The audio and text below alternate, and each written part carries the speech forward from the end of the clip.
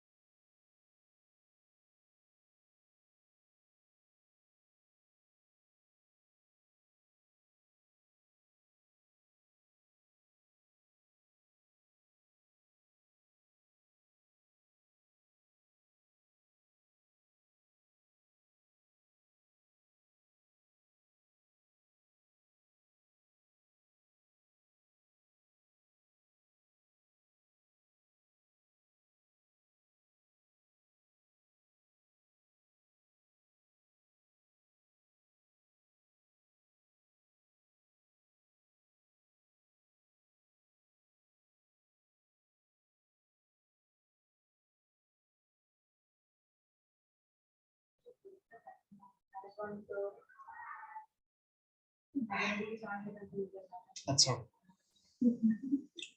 তো normal স্ল্যাবে crack থেকে যায় কোনো না কোনো, আমরা হয়তো চোখে দেখতে পাই না, বাট চুলের মতো ক্ষুদ্র ক্র্যাক থেকে যায়। তো সেই ক্র্যাক গুলা যদি হচ্ছে একটা পানির কন্টেইনারে তোমার থাকে, তাহলে কিন্তু সেখান থেকে পানি বের হয়ে যাবে। তো এই কারণে পানির কন্টেইনার অলওয়েজ হতে হয় লিকুইড, যেটা নরমাল কন্টেইনারে অনেক সময় সম্ভব হয়। সেক্ষেত্রে ফেরোসিমেন্ট আমরা কাজে লাগাইতে পারি। ওকে, আচ্ছা, আর কোথায় কাজে লাগাইতে পারি? আর হচ্ছে যদি কোনো স্ল্যাব ভেঙে পড়ে, মানে ভেঙে মানে কি হালকা ক্র্যাক দেখা যাচ্ছে, বা ছাদটা খসে পড়তেছে। স্পল্টস মানে হচ্ছে, স্পল্ট স্ল্যাব মানে হচ্ছে খসে পড়া ছাদ, দেখা যাচ্ছে যে ছাদ খসে পড়ে যাচ্ছে, সেটাকে বলে স্পল স্ল্যাব। অথবা ক্র্যাকড স্ল্যাব মানে ছাদে যদি কোথাও হালকা কোনো ফাটল দেখা যায়, অথবা কোনো ওয়াল যদি স্যাঁতসেঁতে হয়, এরকম জিনিসকে তুমি যদি রিপেয়ার করতে চাও, সেক্ষেত্রে ফেরোসিমেন্ট দ্বারা রিপেয়ার করা সম্ভব। এখানে একটা ওয়ার্ড আছে রেট্রোফিটিং। রেট্রোফিটিং ওয়ার্ডটা কি তোমরা শুনছো কখনো? No sir. আচ্ছা, রেট্রোফিটিং কথাটা আসলে এটা একটু হায়ার কনসেপ্ট। এটা তোমরা ফোর্থ ইয়ারে উঠলে যখন তোমরা থিসিস করবা তখন এই জিনিসটা সম্বন্ধে আরো জানতে পারবা। তো এখন অন্তত শিখে নাও যে রেট্রোফিটিংটা কি জিনিস। রেট্রোফিটিংটা হচ্ছে যে ধরো একটা বিল্ডিং এ 10টা কলাম আছে, কোনো কারণে দেখা গেল যে 10টা কলামের মাঝখানে একটা কলাম একটু ফাটল ধরা ধরা অবস্থা, মানে ওই কলামটা ঝুঁকিপূর্ণ অবস্থায় আছে। এখন তুমি কি ফুল ফুল বিল্ডিং বা ভাঙাইয়া ভাঙিয়া নতুন করে বিল্ডিং বানাবা, না ওই একটা কলামকে তুমি রিপেয়ার করো?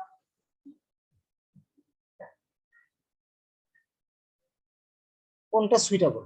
ফুল বিল্ডিং ভেঙে আবার নতুন করে করা? একটা কলামকে খালি ওই একটা কলামকে যদি রিপেয়ার করতে পারে তাহলে আলো বেটার।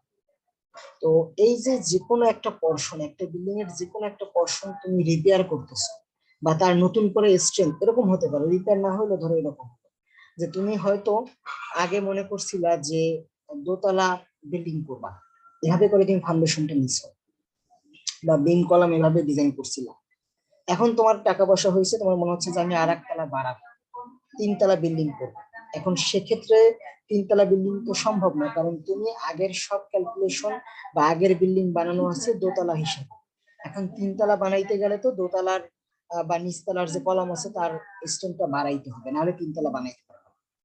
এখন এই যে নিচতলার বা দোতলার কলামের স্ট্রেংথ বাড়াবা, এই বাড়ানো কিভাবে যায়? কলামটা অলরেডি কনস্ট্রাক্ট করা, হ্যাঁ, 10 বছর 20 বছর অলরেডি তুমি সেখানে থাকছো বা 5 বছর থাকছো। এখন তো ওটাকে ভেঙে ফেলে নতুন করে করা সম্ভব না। এখন তুমি ওই এক্সিস্টিং যে কলামটা আছে সেটার স্ট্রেংথটা কিভাবে বাড়াবা, এই যে বাড়ানোর প্রসেসটাকে বলে রেট্রোফিটিং। বিভিন্ন ভাবে করা যায়, সেটাই গবেষণার বিষয়। বাট রেট্রোফিটিংটা কি জিনিস বুঝতে পারছো না?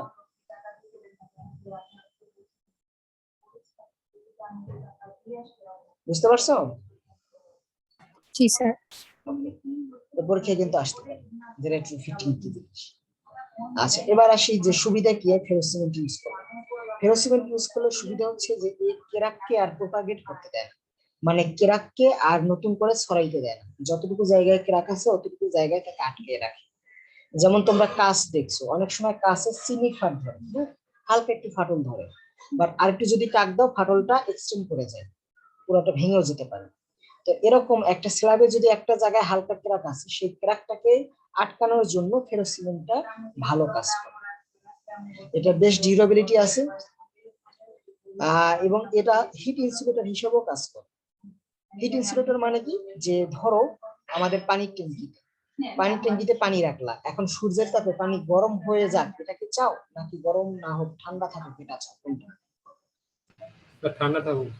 হ্যাঁ, তাহলে সেক্ষেত্রে নরমাল কনক্রিটের তুলনায় ফেরোসিমেন্টটা আর একটু বেটার হিট ইনসুলেটর হিসেবে কাজ করে, এবং মোটামুটি তার ফায়ার রেজিস্ট্যান্সও ভালো। আচ্ছা, এবার আসি যে ফেরোসিমেন্টটা বানায় কি কি দ্বারা বানায়। অলরেডি দেখছি যে সিমেন্ট মর্টার ইউজ করে, আর সাথে হচ্ছে তারজালি। এখন সেটা স্টিলের তারজালি হতে পারে, অথবা জালিটা হতে পারে একটু আগে বলছিলাম ফাইবারের। এটা অ্যাডভান্স একটা ম্যাটেরিয়াল, ফাইবার রিইনফোর্সমেন্ট পলিমার, এটা দ্বারা জালিটা বানায়, এটা দ্বারা বানানো সম্ভব, একই কাজ করে। তবে বেশিরভাগ ক্ষেত্রেই যেহেতু অ্যাভেলেবল এখন স্টিল মেশ, তো এটাই মানুষ বেশি ইউজ করে। সিমেন্ট মর্টার মিক্স যেটা তুমি ইউজ করবে, সেই মর্টার মিক্সটা কিরকম হবে সেটা যদি দেখি, সেখানে আমরা অর্ডিনারি পোর্টল্যান্ড সিমেন্ট ইউজ করব এবং ফাইন এগ্রিগেট ইউজ করব। এবং আমি যদি টোটালটার কথা চিন্তা করি, টোটাল ফিলো সিমেন্টে 95% থাকবে মর্টার, বাকি 5% থাকবে তারজালি। আর এই যে মর্টারটা ইউজ করলো, সেই মর্টারে 60 থেকে 75% থাকবে হচ্ছে স্যান্ড, বাকিটা থাকবে হচ্ছে সিমেন্ট। আর এছাড়াও তুমি প্লাস্টিসাইজার বা আদার অ্যাডমিক্সার ইউজ করতে পারো। কি কি রেশিওতে এটাকে মিক্স করব, এটাকে আমি যদি দেখি যে স্যান্ড সিমেন্ট রেশিও হবে এইরকম, ওয়াটার সিমেন্ট রেশিও হবে এরকম। স্টিলের তারজালিটা দেখতে কিরকম? স্টিলের তারজালিটা দেখতে এরকম টাইপের হতে পারে। ওপেনিং এখানে দেখতে পাচ্ছি, ওপেনিংটা রেক্টেঙ্গেল, এখানেও দেখতে পাচ্ছি রেক্টেঙ্গেল ওপেনিং, এখানে দেখতে পাচ্ছি হেক্সাগোনাল ওপেনিং, আর এখানে দেখতে পাচ্ছি আমি সামান্তরিক টাইপের একটা ওপেনিং। এখন কোশ্চেন হচ্ছে উপরের যে দুইটা ছবি রেক্টেঙ্গেল ওপেনিং, পার্থক্য কোথায়? কেউ পার্থক্য বলতে পারবা? তার পার্থক্য মাঝখানে তার জালি একটার পর আর একটা, মানে মাঝখানে একটা গ্যাপ, মানে মাঝখানেরটার মানে অন্য পাশে হচ্ছে তার জালিটা বরাবর আছে স্যার। আচ্ছা, যদি তার এটা হচ্ছে ছবিটা প্ল্যান ভিউ থেকে দেখতে পাচ্ছ, টপ ভিউ থেকে দেখতে পাচ্ছ, আর এই ছবিটাই তুমি সেকশন ভিউ থেকে দেখতে পাচ্ছ। সেকশন ভিউ থেকে দেখলে পার্থক্যটা চোখে পড়বে। এখানে দেখা যাচ্ছে যে একটা রড নিচে, একটা রড উপরে, একটা রড নিচে, একটা রড উপরে, বাট এখানে দেখা যাচ্ছে কি সবগুলো রড উপরে অথবা সবগুলো রড নিচে। এটাই হচ্ছে পার্থক্য। এখন তুমি এই রডগুলোকে কিভাবে জোড়া লাগাবে? ছোট ছোট তারগুলোকে জোড়া লাগানোর দুইটা অপশন আছে। একটা হচ্ছে ঝালাই করা, যেটাকে বলি ইংলিশে ওয়েল্ডিং, ঝালাই করতে পারি, অথবা এটাকে মাছ ধরার যেরকম জাল আছে ওরকম জালের মতো বুনতে পারি। এটা হচ্ছে সেই বোনা, বোনার ইংলিশ হচ্ছে উভয়। তার মানে আমি জালের মতো বুনতে পারি, দুই টাইপের হতে পারে। আর এই এক একটা যে তার আছে, সেই এক একটা তারের ডায়ামিটার হচ্ছে দেওয়া আছে খুবই ছোট, 0.5 থেকে 1.5 মিলিমিটার পর্যন্ত। আর একটা তার থেকে আর একটা তারের যে মাঝখানে যে ডিস্টেন্স, এই ডিস্টেন্সটা দেওয়া আছে 6 থেকে 20 মিলিমিটারের মতো। এবার আসি আমরা এটাকে কিভাবে রিপেয়ার করতে পারি। ফেরোসিমেন্ট ইউজ করে একটা ভাঙা দেয়ালকে, একটা ক্র্যাক করা দেয়ালকে কিভাবে আমরা জোড়া লাগাইতে পারি। তোমরা অনেক সময় দেখছো যে বিল্ডিং এর দেয়ালে মাঝে মাঝে এরকম ফাটল ধরে। সেক্ষেত্রে নর্মাল ক্ষেত্রে কি করে খেয়াল করছো? যে নর্মাল ক্ষেত্রে মানুষজন কিভাবে রিপেয়ার করার চেষ্টা করে? এখানে হচ্ছে একটু সিমেন্ট ওয়াটার মিশিয়ে এখানে গ্যাপে দিয়ে দেয়, দেখছো? জি স্যার। এভাবে করে মানুষ রিপেয়ার করার চেষ্টা করে, যে একটু সিমেন্ট ওয়াটার দিয়ে এখানে গ্যাপটা ফিল আপ করে দেয়। বাট এটা কি থাকে না, কতদিন পরে আবার এই জায়গাটা ফাটল হয়ে যায়। স্যার আবার কতদিন পর ফাটল ধরে গেছে। হ্যাঁ, তাহলে এটা আসলে কোনো সমাধান না। এটার মাধ্যমে এই ক্র্যাকের যে স্ট্রেংথ ফাটলের কারণে কমে গেছিল, তুমি এভাবে গ্যাপ ফিল আপ করে দিলে তার স্ট্রেংথ কখনোই আর আগের মতো অবস্থায় হবে না। তার মানে এটা কোনো কাজে লাগতেছে না যেভাবে করা হয়। তাহলে আশা করি আজকের পর থেকে যদি তোমাদের কেউ জিজ্ঞেস করে যে কি এটার সলিউশন কি, তোমরা সলিউশনটা বলতে পারবা।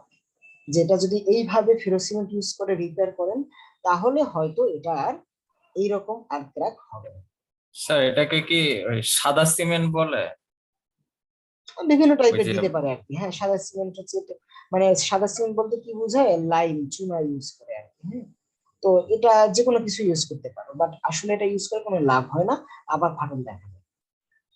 তো এটাকে তুমি কিভাবে পার্মানেন্টলি ঠিক করতে চাও, ঠিক করে কিভাবে সম্ভব, সেটা আজকে আমরা দেখবো। আজকের পর থেকে আশা করি এটার সলিউশন তোমরা জানবা, যে ফেরো সিমেন্ট যদি ইউজ করো তুমি, তাহলে এটা সলিউশন করা সম্ভব। কিভাবে সলিউশন করা সম্ভব? দেখো, এখানে হচ্ছে একটা ক্র্যাক ওয়াল দেখাচ্ছে, আর এখানে একটা কি ওয়াল দেখাচ্ছে বলতে পারবো তো? কি ধরনের ওয়াল? এই ওয়ালটা পানি ছোপ করছে, পানি সে শুষে নিচ্ছে, ড্যাম্প ওয়াল, স্যাঁতস্যাঁতে ওয়াল। তো কোনো যদি স্যাঁতস্যাঁতে ওয়াল থাকে, সেটাও তোমরা রিপেয়ার করতে পারো এই ফেরো সিমেন্ট ইউজ করে। কিভাবে রিপেয়ার করব মনোযোগ দিয়ে দেখো। আশা করি আজকের পর থেকে এটার সলিউশন তোমরা জানতে পারবে বা বলতে পারবে।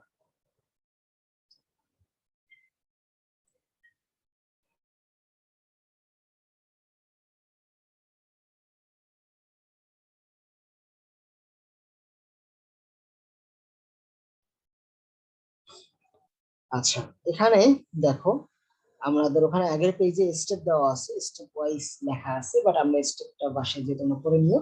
এখানে একটি ছবি থেকে আমি বলতেছি।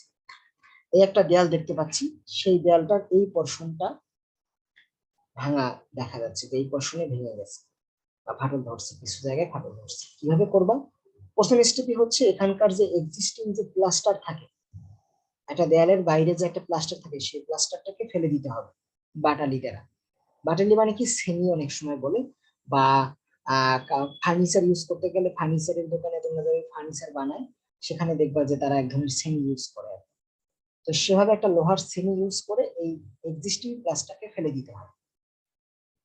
তো পুরো এক্সিস্টিং প্লাস্টার ফেলে দিতে হয়। ফেলে দেওয়ার পরে আমি এই সারফেসে তখনও কিছু হালকা বালু লাগানো থাকে, আলগা বালু থাকতে পারে বা আলগা প্লাস্টার থাকতে পারে। সেই জায়গাটাকে তোমাকে একটা লোহার ব্রাশ দ্বারা পরিষ্কার করতে হবে। তোমরা যদি কেউ কারণ বাজারে যাও অথবা কেউ যদি কোনো হার্ডওয়্যারের দোকানে যাও, সেখানে দেখবা যে প্লাস্টিকের যেরকম চিরুনি পাওয়া যায়, ওখানে প্লাস্টিকের চিরুনি পাওয়া যায় না, কিন্তু ওখানে লোহার চিরুনি পাওয়া যায়। লোহা দ্বারা চিরুনি বানানো বা ব্রাশ বানানো, সেটা দ্বারা যদি তুমি ঘষা দাও তাহলে এখানকার আলগা ম্যাটেরিয়াল গুলো পড়ে যাবে। এরপরে আমি এই জায়গাটায় একটা নতুন মর্টারের লেয়ার দিব, যার থিকনেস হবে 6 মিলিমিটার, বা নতুন একটা প্লাস্টার দিব যার থিকনেস হবে 6 মিলিমিটার, যেটাই ফেরোস সিমেন্টের প্লাস্টার। এরপরে সেই প্লাস্টারের বাইরে আমি একটা তার জালি দিব। এই যে ছোট ছোট গোল গোল ডট ডট দেখতে পাচ্ছ, এইটা হচ্ছে তার জালি। তার জালিটা দেখতে পাচ্ছ, তার পাশ থেকে দেখতে পাচ্ছ তার জালিটা। তার জালিটা দিলাম। এখন তার জালিটাকে ধরে রাখতে হবে, নাহলে তো তার জালিটা পড়ে যাবে। তো তার জালিটা ধরে রাখার জন্য আমরা স্ক্রু দিচ্ছি, পিন ঢুকাচ্ছি বা লোহা ঢুকাচ্ছি। এই ছবিটাকে যদি জুম করো তাহলে এখানে দেখতে পাচ্ছ যে এখানে হচ্ছে তার জালি দিলা, আর তারপরে তার জালিটাকে একটা লোহা দ্বারা বা পিন দ্বারা বা স্ক্রু দ্বারা এটাকে আটকাই দিলা দেয়ালের ভিতরে। স্ক্রুটার লম্বা কতটুকু হবে? 37 মিলিমিটার লম্বা হবে।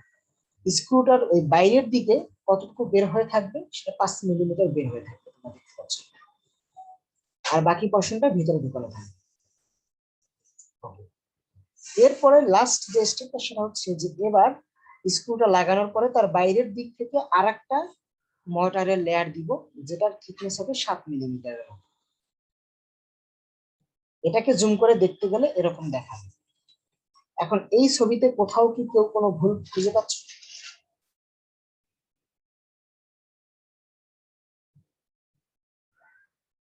এই টোটাল স্লাইডে কোথাও ভুল খুঁজে পাচ্ছ? বলো 18।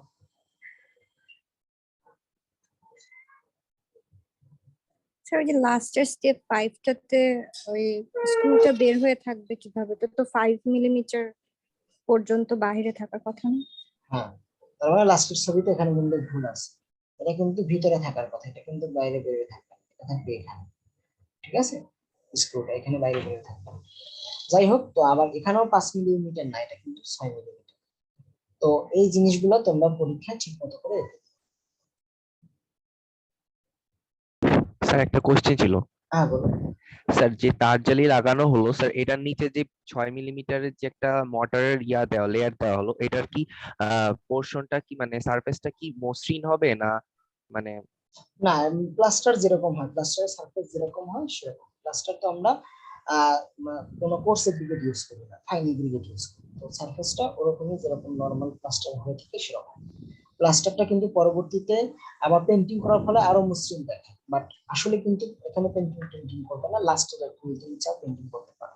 আর সারফেসটা মোটামুটি একটা মসৃণ কিছু থাকে, আর একদম ফ্লোরের মতো হতে হবে না। Okay sir. আচ্ছা, ওকে, তাহলে এই যে স্টেপ গুলো বললাম সেটাই আগের পেজে লেখা আছে। ওকে, ঠিক আছে। তো এবার আমরা তাহলে, এখন যদি তুমি এভাবে করে একটা দেয়ালকে রিপেয়ার করো, তাহলে সেই দেয়ালে আর আশা করি ফাটল ধরবে না। ওকে, এবার আসি, যদি তোমার এরকম যদি কোনো একটা প্রবলেম তুমি দেখতে পাও, যে তোমার কোনো একটা স্কুল, পুরোনো স্কুল বা পুরোনো বিল্ডিং এ তোমরা কি এরকম প্রবলেম দেখছো, যে ছাদটা একটু খসে পড়ে গেছে কোনো কোনো জায়গায়? স্যার এরকম দেখা যায়, এটা অহরহ পাওয়া যায়। এবং এখানে দেখা যায় যে রড গুলা যেগুলা বের হয়ে আসে, এবং রড গুলা আবার বের হয়ে থাকার পরে মরিচে ধরে গেছে। তো এই জিনিসটাকে তুমি কিভাবে রিপেয়ার করবে?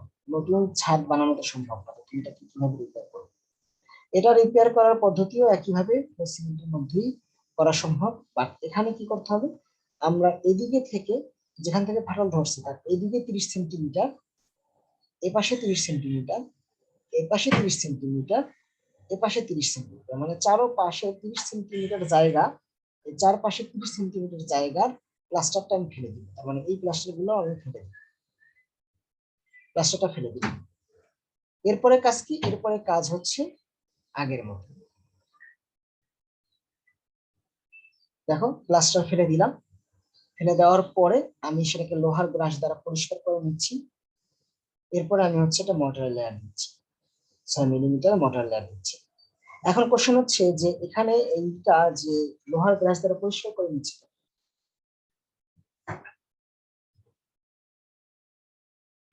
কে বলতে পারবে এটাকে পরিষ্কার করার কি দরকার আছে? স্যার এক্সট্রা বালি থাকলে স্যার হচ্ছে মোটরটা ঠিক মতো লাগবে না। আলগা যদি বালি থাকে এখানে, আলগা বালি থাকলে সেটা কিন্তু মোটরটা ভালো করে এইটার সাথে লাগবে না। তোমরা অনেক সময় দেখবা যে পুরোনো বিল্ডিং রং করে, সেক্ষেত্রে কি আগের রংটা বা আগের আগের পেন্টিংটা রেখে দেয় না, ওটা ফালাই দেয়। C C C C. Sir ভালো আছে। ওটা কিন্তু ফালাই দেয়। কেন ফালাই দেয়? কারণ হচ্ছে ওটা কিন্তু আলগা, তো ওটার সাথে যদি তুমি নতুনটা দাও সেটা কখনোই থাকবে না, টিকবে না। তো এই কারণে তোমার আগের পেন্টিং বা আগের মর্টার ফালাই দিতে হবে। তো এই কারণে এটাকে আলগা যে ম্যাটেরিয়ালটা থাকবে সেটাকে ব্রাশ করে ফালাই দিতে হবে। রোল নাম্বার 38 বলছিল, তাই তো? জি স্যার।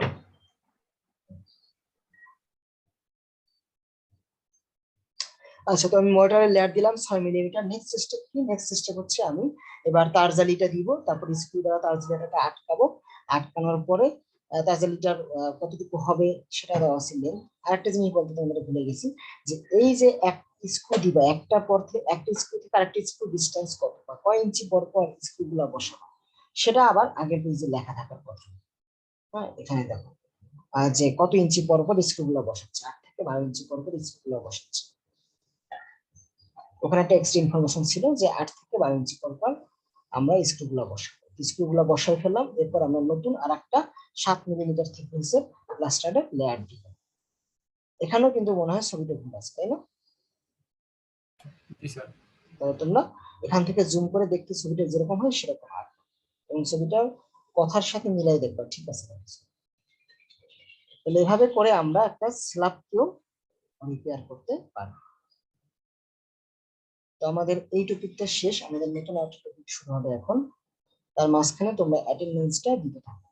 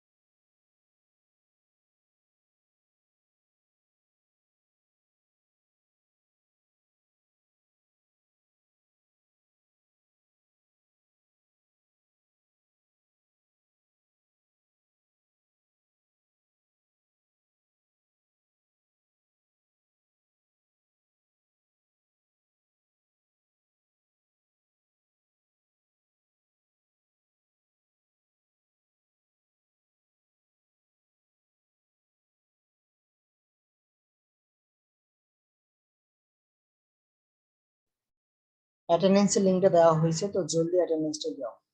তারপরে শুরু করবো হচ্ছে মিটিং।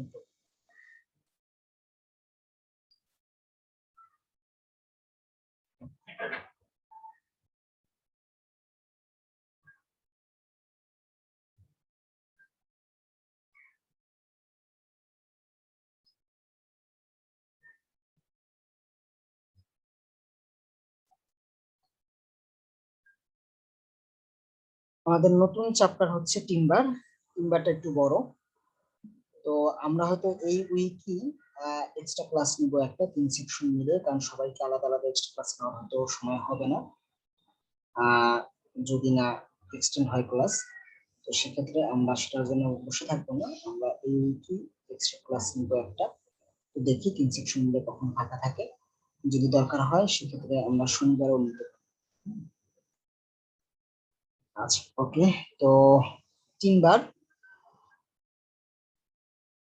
আধুনিক যুগে বা তার আগে আসলে হচ্ছে টিম্বার দ্বারা মানুষ ঘর বাড়ি বানায়, এবং এখনো গ্রাম অঞ্চলে বা মফস্বলে কাঠ দ্বারা তৈরি বাড়ি তুমি দেখতে পাবা, কাঠ দ্বারা ব্রিজ দেখতে পাবা। ব্রিজ বলতে আসলে ধরো ছোটখাটো ব্রিজ বানানো সম্ভব কাঠ দ্বারা। এইগুলো বানিয়ে আসছে মানুষ, হ্যাঁ, এখনো চলতেছে, এবং এখন অনেক আধুনিক বিল্ডিং এ কাঠের বিভিন্ন জিনিস ইউজ করতেছে দেখার সৌন্দর্যের জন্য। তো আমাদের তাছাড়া শাটারিং অথবা আমাদের হচ্ছে টেম্পোরারি যদি কোনো কাজে লাগে, হ্যাঁ, সেক্ষেত্রে কিন্তু আমাদের টিম্বার আমরা ইউজ করি সিভিল ইঞ্জিনিয়ারিং কাজ। তো এই কারণে টিম্বারটা খুবই গুরুত্বপূর্ণ আমাদের জন্য। এই জন্য টিম্বার সম্বন্ধে আমরা অনেক পড়াশোনা করার চেষ্টা করব। তো টিম্বারটা কি জিনিস সেটা যদি দেখি, এটা তো অবশ্যই গাছ থেকে কাটা হয়। তো গাছটা কেটে যদি তার ডালপালা ফালাইয়ে দেওয়া হয়, তারপরে তাকে যদি সুইটেবল লেন্থ অনুসারে কেটে নেওয়া হয়, তাহলে যে জিনিসটা পাওয়া যায় সেই জিনিসটাকে বলে হচ্ছে রাফ টিম্বার, এবং এটা হচ্ছে রাফ টিম্বারের ছবি। হ্যালো, আসসালামু আলাইকুম স্যার। ওয়ালাইকুম আসসালাম, বলো। স্যার লিংকটা আরেকবার দেওয়া যাবে? আমার ব্রাউজার ক্র্যাশ করছিল স্যার। আচ্ছা, তুমি ওয়েট করো লাস্টে। মানে স্যার রেসপন্স নিতেছেন আর কি স্যার, বলবেন? হ্যাঁ, জি এখন স্যার। বন্ধ করে ফেলছেন। জি স্যার। আচ্ছা, ওকে। এরপর হচ্ছে রাফ টিম্বারটা কি জিনিস আমরা বুঝলাম। এবার রাফ টিম্বারকে যদি আমরা হচ্ছে কেটে অন্যান্য শেপে নিয়ে আনি, যেমন আমাদের গ্রামের বাড়িতে তোমরা দেখতে পাও যে খুঁটি বা বিম, সেগুলো কিন্তু এই ধরনের টাইপের দ্বারা বানানো। আবার পাটাতন এই তক্তার মতো জিনিস দ্বারা বানানো। তো এইগুলাকে বলে টিম্বার, আর এটাকে বলে রাফ টিম্বার। তো এটার আবার বিভিন্ন নাম আছে। কোনোটা দেখো দেখতে হচ্ছে তক্তার মতো, যেটাকে আমরা প্লাঙ্ক বলি। কোনোটা দেখতে হচ্ছে তার রেক্ট্যাঙ্গেল ক্রস সেকশনটা, আবার কোনোটা দেখতে হচ্ছে একটু স্কোয়ার ক্রস সেকশনটা। তাহলে যেগুলো স্কোয়ার শেপের সেগুলোকে আমরা বলি হচ্ছে প্যাটার্ন। আবার কিছু দেখতে হচ্ছে থাকে গোল ক্রস সেকশন, গোল এরকম কোথাও ইউজ হতে দেখছো কোনো কাঠ যার ক্রস সেকশনটা গোল?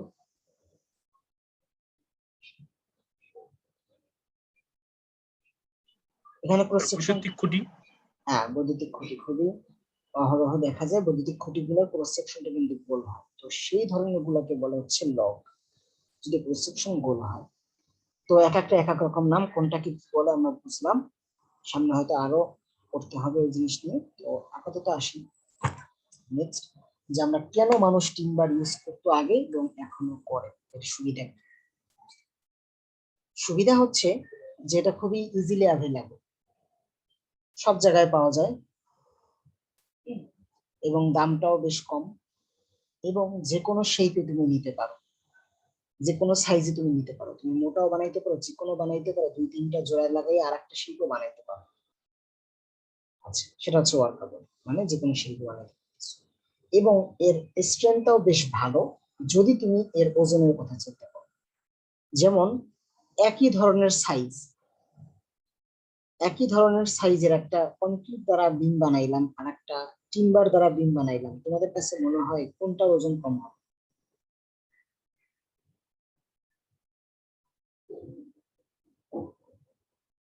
কংক্রিট না টিম্বারের? টিম্বারেরটা। ওকে, এখন আমরা কি চাই? আমরা চাই, যেমন ধরো একটা ব্যাগের কথা চিন্তা করো, তুমি একটা ভার্সিটিতে যাওয়ার জন্য ব্যাগ কিনবা। তুমি কি এরকম ব্যাগ চাও যে ব্যাগটার ওজনই অনেক বেশি, বা ভিতরে জায়গা আছে কিন্তু নিজের ব্যাগটার ওজনই অনেক বেশি, এরকম ব্যাগ চাও? নাকি এরকম ব্যাগ চাও যে ব্যাগের ওজন হবে হালকা আর তুমি যেসব বই খাতা নিবা সেটার ওজন বেশি? কোনটা চাও? হালকাটা। হালকাটা। তেমনি আমরা বিল্ডিং এর ক্ষেত্রেও বা স্ট্রাকচারের ক্ষেত্রেও আমরা চাই যে স্ট্রাকচারের নিজের ওজনটা হালকা হোক, আর স্ট্রাকচার সে তার বাড়তি ওজনটা বেশি হবে। বাড়তি ওজন মানে কি? আমাদের ওজন, যারা বিল্ডিং এ থাকবে তাদের ওজন, ফার্নিচারের ওজন, হ্যাঁ, বাকি জিনিসগুলোর ওজন সে বেশি নেই, কিন্তু তার নিজের ওজনটা হালকা হয়। তো নিজের ওজনটা হালকা করাটা ডিফিকাল্ট আসলে, হ্যাঁ, মানুষ অনেক চেষ্টা করতেছে এটা করার। তো টিম্বার কিন্তু সেক্ষেত্রে একটা অপশন আছে যে তার নিজের ওজনটা হালকা। নিজের ওজন যে হালকা সেই অনুপাতে সে ভালো স্ট্রেংথ দেয়। একটা কাঠকে তুমি গ্রামের বাড়িতে কাঠের বাড়ি যদি দেখে থাকো, সেখানে তোমরা কলাম হিসাবে কাঠকে ইউজ করতে পারি, আমরা ইউজ হয়ে আসতেছি। সেখানে আমরা বিম হিসেবেও ইউজ করতেছি কাঠের বাড়িতে, এবং সেখানে আমরা পাটাতন মানে স্ল্যাবও আমরা তক্তাকে, মানে তক্তার মাধ্যমে বা তক্তা শিল্পে কাঠকে ইউজ করতেছি আসলে স্ল্যাব হিসেবে। তার মানে একটা কাঠ সে কিন্তু সব ধরনের ফোর্সই মোটামুটি নিতে পারে, সে বেন্ডিংও নিতে পারে, সে কম্প্রেশনও নিতে পারে, টেনশনও নিতে পারে। আচ্ছা, এবার হচ্ছে মোটামুটি সে স্থায়ী অনেক বছর থাকে যদি ঠিকমতো সিজন করা হয়, প্রিজারভেটিভ ইউজ করা হয়, ইকোনমিক্যাল, এবং হচ্ছে high salvage value. Salvage value বলতে তোমাদেরকে বুঝাইছিলাম, সেলভেজ ভ্যালু মানে কি মনে আছে? সেলভেজ ভ্যালু মানে কি? স্টিল চাপের পরে যে স্যার যেটা থেকে স্যার পরে আবার মানে সেল করে আবার কিছু পাওয়া যায়, যেমন হচ্ছে স্যার স্টিল আবার সেল করে আবার টাকা পাওয়া যেতে পারে, বাট কংক্রিট বা এগুলো তো সেল করা যায় না এরকম। যে কনক্রিট যদি তুমি ইউজ করে ফেলো, একটা ভাঙা কনক্রিট কেউ কারো কাছে বিক্রি করতে যাও, কেউ 1 পয়সাও দিবে না। কিন্তু একটা কাঠ তুমি চাইলে জ্বালানি হিসাবেও বিক্রি করতে পারো, চাইলে নতুন খুঁটি হিসাবেও ইউজ করতে পারো, যে কোনো কিছু করতে পারো। তার মানে হচ্ছে এটা একটা মোটামুটি সেলভেজ ভ্যালু আছে, হয়তো স্টিলের মতন নাই কিন্তু অবশ্যই কনক্রিট থেকে বেটার আছে। আচ্ছা, এবারে হচ্ছে কি যে এটাকে খুব ইজিলি ট্রান্সপোর্ট করে নিয়ে যাওয়া যায়। কিভাবে ট্রান্সপোর্ট করে নিয়ে যাওয়া হয়? চিটাগাং থেকে কিভাবে ঢাকায় কাঠ নিয়ে আসে? অনেক সময় ট্রাকে নিয়ে আসা হয়, ওজন যেহেতু কম, অথবা অনেক সময় পানিতেও ভাসে নিয়ে আসতে পারে। বরিশাল অঞ্চলে দেখবা সেখানে হচ্ছে নদ নদী বেশি, নদ নদীতে সে ভাসায় নিয়ে আসে নৌকার পিছনে বা ট্রলারের পিছনে। তোমার কাঠের গুড়িকে বা গাছের গুড়িকে বেঁধে নিয়ে আসে, খুব ইজিলি ট্রান্সপোর্ট করা যায়। এবং জয়েন্টও করা যায়, একটার সাথে জয়েন্ট জোড়া লাগানো যায়, করোশন হয় না, হালকা ওজন, গুড ইনসুলেটর হিসেবে কাজ করে, এবং বেটার শক অ্যাবজর্ব করে, ভাইব্রেশন অ্যাবজর্ব করে বেশ ভালো, এবং তুমি এর সাউন্ডও মোটামুটি ভালো অ্যাবজর্ব করো।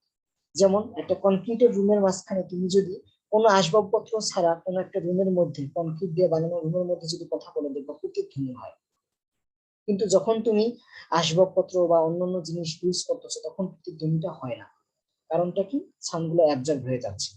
কনক্রিট সাউন্ডটাকে অ্যাবজর্ব করতে পারে না, যতটা না একটা কাঠ পায়। এই কারণে সিনেমা থিয়েটারে দেখবা, সিনেমা থিয়েটারের দেয়ালটা কনক্রিটের হয়, কিন্তু দেয়ালের বাইরে আবার আরেকটা লেয়ার দেওয়া হয় সাউন্ডটাকে অ্যাবজর্ব করার জন্য। তো এদিক থেকে কিন্তু এটা ভালো টিম্বার। একটা ভালো টিম্বারকে তুমি কিভাবে চিনবা? যেটা একটা ভালো টিম্বার, বাজারে গেলা, বাজারে গিয়ে বললা যে এটা ভালো টিম্বার, আমি কিভাবে চিনব? কিভাবে চেনা যেতে পারে ভালো টিম্বারের? বর্ষবলয় নাম শুনছো? বর্ষবলয়। স্যার ভিতরে যে গেট গুলো থাকে। হ্যাঁ, একটা কাঠ যদি কাটো, একটা কাঠকে কেটে তার ক্রস সেকশন যদি দেখো, তার ভিতরে এরকম বিভিন্ন ছোট ছোট রিং এর মতো দেখতে পাবে। খেয়াল করছো কেউ? কাঠের ভিতরে কি রিং দেখা জি যায়? স্যার, জি স্যার। দেখা যায়। তো এই যে রিং গুলা, সেই রিং গুলাকে বলে বর্ষ বলয়, বা ইংলিশে বলে হচ্ছে এনুয়াল, মানে বর্ষ, রিং মানে বলয়।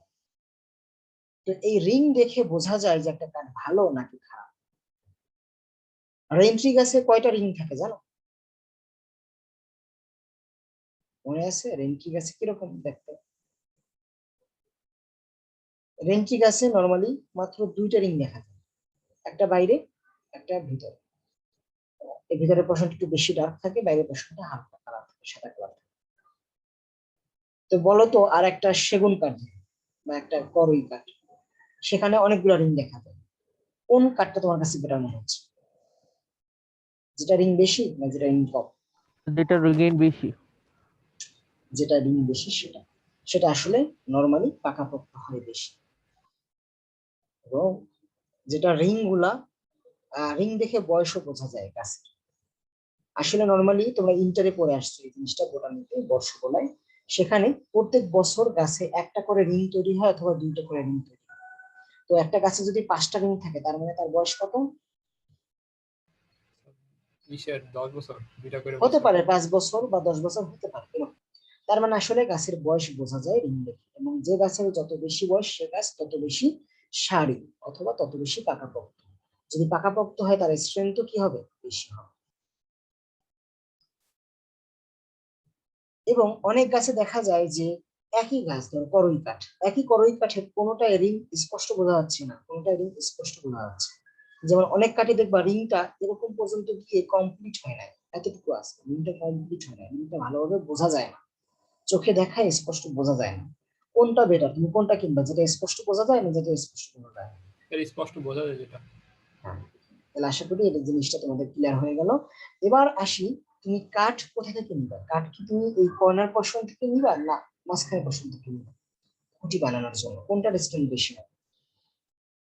স্যার মাঝখানের থেকে সবাই নিতে চায় স্যার, মাঝখান। সবাই মাঝখান থেকে নিতে চায়, তার মানে হচ্ছে হার্ট অফ এ সাউন্ড মাঝখান থেকে নিতে চায়, কারণ ওখানেই স্ট্রেংথটা বেশি হওয়ার কথা। এবং কাঠটা যদি কাটো তাহলে তুমি দেখবা যে কাঠটার কাটলে এই জায়গাটায় একটা ব্রাইট অ্যাপিয়ারেন্স পাবা, মানে একটু চকচক করবে। এবং কাঠটা যদি নতুন কাটো, মানে মাত্র কাঠটা কাটছো, তাহলে কাঠটা কাটার পরে একটা ফ্রেশলি কাট করছো, মানে মাত্র কাঠটাকে কেটে ফেলছো। কেটে ফেলার পরে তুমি যদি গন্ধ নাও, তাহলে গন্ধটা একটা মিষ্টি মিষ্টি গন্ধ পাবে। যদি মিষ্টি মিষ্টি গন্ধ পাও, তার মানে সেটা একটা ভালো কাঠ। কাঠটাকে অবশ্যই সিজন করতে হবে। সিজন মানে কি বুঝো? বলো তো, কে বলতে পারবে? স্যার গায়ের চামড়া আমরা এগুলো ফেলাই দেয় এরকম টাইপের জিনিস স্যার? না, সিজনিং করে, কাঠ সিজনিং করে। ছোটবেলায় তোমরা সিজন করা ক্রিকেটের ব্যাট বানাইতে চাইছো, বলছো যে আমাকে সিজন করা কাঠ দিয়ে ব্যাট বানাই দেয়। সিজন করা মানে শুকানো। শুকানো। হ্যাঁ, কাঠটাকে শুকানো, কাঠটাকে আরেকটু প্রসেস করো। নর্মালি দেখবা কাঠ কেটে এনে সাথে সাথে তারা ফার্নিচার বা অন্য কিছু বানায় না, সেটাকে শুকাইতে হয় আগে। না শুকাইলে কি হয়, ওই কাঠটা বেঁকে যায়, ওই কাঠটা ঠিক মতো থাকে না, তার ভিতরে পোকামাকড়ের আক্রমণ হয়, বিভিন্ন অসুবিধা হতে পারে। এই জন্য দেখবা দরজা জানলা যেসব জিনিস থাকে, যদি কেউ কম শুকানো কাঠ দিয়ে, মানে কম সিজন করা কাঠ দিয়ে যদি দরজা জানলা বানায়, সে দরজা জানলা দেখবা কয়েকদিন পরে বেঁকে গেছে। তোমরা এটা অহরহ আমাদের বাড়ি ঘরে দেখতে পাও। আগে ঠিক মতো লাগানো যেত, এখন ঠিক মতো লাগানো যায় না। কারণ কি, সেটা আগে ঠিক মতো সিজন করা হয় না। এই কারণে ভালো করে সিজন করতে হবে। যেটা সিজন করা কাঠ, তার দাম অবশ্যই ভালো বেশি হবে। আচ্ছা, এবং কাঠের ভিতরে কোনো পোকামাকড় বা ন্যাচারাল কোনো ডিফেক্ট থাকতে পারবে না, তাহলে তো সেটা ভালো কাঠ না। এবং হচ্ছে এটাকে শক্ত হতে হবে, স্থায়ী হতে হবে, এবং শক রেজিস্ট্যান্ট হতে হবে, ইলাস্টিক হতে হবে। এগুলা বুঝে আমরা মোটামুটি একটা ধারণা পেতে পারি যে এটা একটা ভালো কাঠ, তার এই বৈশিষ্ট্য থাকা উচিত। আচ্ছা, এবার আসি কাঠ কোথায় ইউজ করি আমরা। স্ট্রাকচারাল কাজে ইউজ করতে পারি কাঠ। কি কি স্ট্রাকচারাল কাজে ইউজ করতে পারি? যেমন গ্রামে যদি একটা কাঠ দ্বারা বাড়ি বানাও, সেই বাড়িতে কাঠকে, একই কাঠকে তুমি বিম হিসেবে ইউজ করতেছে, কলাম হিসেবে ইউজ করতেছে, ফাউন্ডেশন হিসেবে ইউজ করতেছে, আবার পাটাতন বা স্ল্যাব হিসেবে ইউজ করতেছে, বিভিন্ন কাজে ইউজ করতে পারে। এমনকি ফাউন্ডেশন, ফাউন্ডেশন মানে কি, তোমরা কি এরকম দেখছো, বাড়ি দেখছো যেখানে বাড়ির দুইটা খুঁটি রাস্তার ভিতরে আর দুইটা খুঁটি খালের ভিতরে, দেখছো? জি স্যার, দেখছি। দেখা যায় এখানে ওই খালের ভিতরে যে খুঁটিটা ঢুকানো, ওটা কি হিসাবে কাজ করতেছে? ফাউন্ডেশন হিসেবে কাজ করতেছে। ওটাকে বলে কি, পাইল। তার মানে পাইল হিসাবে ইউজ করা যেতে পারে। বর্তমানে আমরা কংক্রিট দ্বারা পাইল বানাই, তোমরা শুনছো, নাম শুনে থাকতো। বাট আগে কিন্তু মানুষ এই কংক্রিটের পাইলের আগে মানুষ কিন্তু টিম্বারকে পাইল হিসেবে ইউজ করতো। তারপরে সিঁড়ি হিসাবে তো ইউজ করা হয়। আর একটা হচ্ছে শাটারিং। শাটারিং মানে কি, শাটারিং তো তোমরা বুঝো, ফর্মওয়ার্ক বলে, এটা আরেকটা নাম হচ্ছে ফর্মওয়ার্ক। যেমন একটা ছাদ ঢালাইয়ের আগে তাকে একটা শাটারিং দেওয়া হয়, পরে শাটারিংটা খুলে ফেলা হয়, সেটাকে বলে ফর্মওয়ার্ক। স্কাফোল্ডিং মানে কি? স্কাফোল্ডিং মানে হচ্ছে, যদি তোমাদেরকে ডিপলি দেখাই তাহলে বেটার হয়।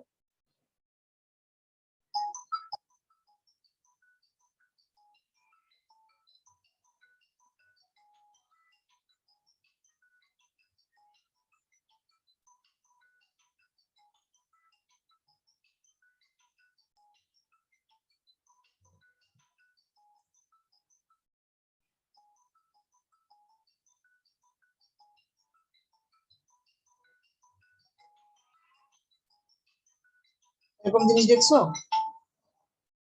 ঢাকা শহরে? কেন এগুলা কেন করে বলো? এগুলা কেন করে? এই যে বাঁশের যে জিনিস দিচ্ছে, কেন করে এগুলো? তার জন্য স্যার মানে হ্যাঁ, এই ছবিটা আরো ক্লিয়ার আছে, দেখো কি কারণে দিচ্ছি এটা। স্যার বাইরে থেকে পেইন্ট প্লাস্টার করার করার জন্য। জন্য। বাইরে থেকে প্লাস্টার করার জন্য, ফিনিশিং করার জন্য, বা পেইন্ট করার জন্য। তো এটাকে বলা হচ্ছে স্কাফোল্ডিং। ঠিক আছে। আচ্ছা, এবার আসি একটা minute।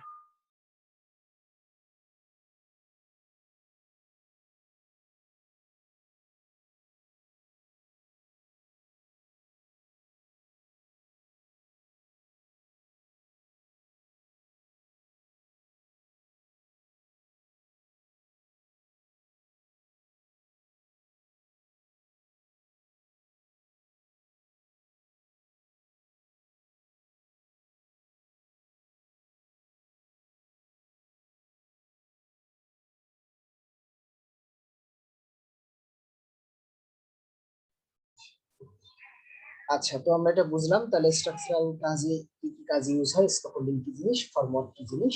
ফার্নিচারে তো ইউজ হয় জানো, ট্রান্সপোর্টেশন, যেমন কি নৌকা, লঞ্চ, স্পিডবোট, শিপ এগুলো বানাইতে ইউজ করে। হ্যাঁ, কমার্শিয়াল টাইপে কিরকম পার্টিকেল বোর্ড ইউজ করতেছে বর্তমানে, ফাইবার বোর্ড, সেগুলোও কিন্তু কাঠ থেকে তৈরি করা হয়। আর ডেকোরেটিভ কাজ মানে হচ্ছে একটু সৌন্দর্য বর্ধনের জন্য বর্তমানে অনেক আধুনিক বিল্ডিং এ সৌন্দর্য বর্ধনের জন্য কিন্তু টিম্বার ইউজ করে। আর একটা হচ্ছে railway track sleeper. Railway track sleeper মানে কি, তোমরা রেল লাইন যদি দেখে থাকো, রেল লাইনে দুইটা স্টিলের পাত থাকে, তার মাঝখানে এরকম কাঠের পাত থাকে, দেখছো? এটাকে বলে স্লিপার, রেলওয়ে ট্র্যাক স্লিপার। এটার কাজটা কি?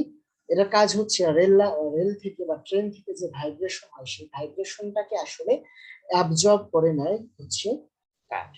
কাঠ যতটা ভাইব্রেশন অ্যাবজর্ব করতে পারে, একটা কংক্রিট কিন্তু অতটা ভাইব্রেশন অ্যাবজর্ব করতে পারে না। এই কারণে আমরা ওখানে কাঠ ইউজ করি, কংক্রিট ইউজ করি না। কারণ বর্তমানে এখন আর অ্যাডভান্স কিছু জিনিসও ইউজ হতে পারে, কারণ বেশিরভাগ ক্ষেত্রে কাঠটাই হচ্ছে স্লিপার হিসেবে ইউজ করা হয়। আচ্ছা, আর কি কি হিসেবে ইউজ করতে পারি আমরা? লিন্টেল। লিন্টেল মানে তো তোমরা বুঝো, লিন্টেল মানে বুঝো না?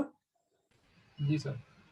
যে ওই যে দরজা জানলার উপরে যে একটা দেয়, বিমের মতো একটা পোর্শন দেয়, দরজা জানলার উপর একটা বিমের মতো দেয়। বর্তমানে সেটা কনক্রিট দ্বারা বানানো হয়, বাট আগে কিন্তু কনক্রিট দ্বারা বানানো হতো না। আগে কিন্তু সেটা একটা টিম্বার দ্বারা লিন্টেল বানাইতো, যাতে করে এইটার উপরে যে ব্রিক থাকে সেই ব্রিকটা এখানে যাতে আহ আহ, ধসে না পড়ে, সেই ব্রিকটা যাতে টিকে থাকে। সেই কারণে এখানে একটা বিমের মতো ছোট্ট লিন্টেল দেয়, যেটাকে লিন্টেল বলে। তো এটা আগে কাঠ দ্বারা ইউজ করে। আর বাকি অন্যান্য মিউজিক্যাল ইনস্ট্রুমেন্ট, এগ্রিকালচার বিভিন্ন কাজে ইউজ হয়, তোমরা জানো। তো আজকে এ পর্যন্তই।